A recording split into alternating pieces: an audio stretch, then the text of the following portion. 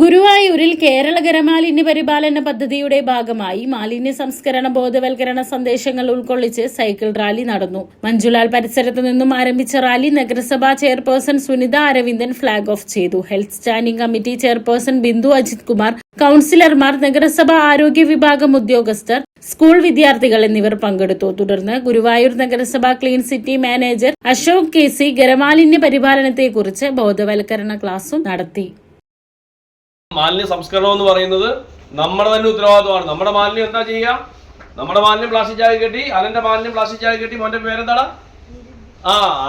അലന്റെ വീട്ടിലെ മാലിന്യം പൊതുവെയുള്ള ശീലം അങ്ങനെയാണല്ലേ? അങ്ങനെ ആയിരുന്നു. പക്ഷെ ഇപ്പൊ അങ്ങനെയാണോ? ഇപ്പൊ അങ്ങനെ ഇട്ടാ എന്ത് പറ്റും? ഫൈൻ അടിക്കും. ആര്? ഞങ്ങളെ പോലുള്ള ദുഷ്ടന്മാർ അല്ലേ? ആരാ ഫൈൻ അടിക്കുന്നേ? നഗരസഭ ഫൈൻ അടിക്കും.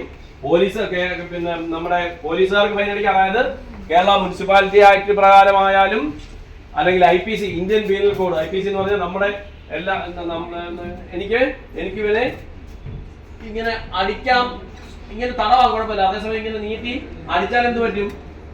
അടിച്ചാൽ കേസ് വരും അല്ലേ?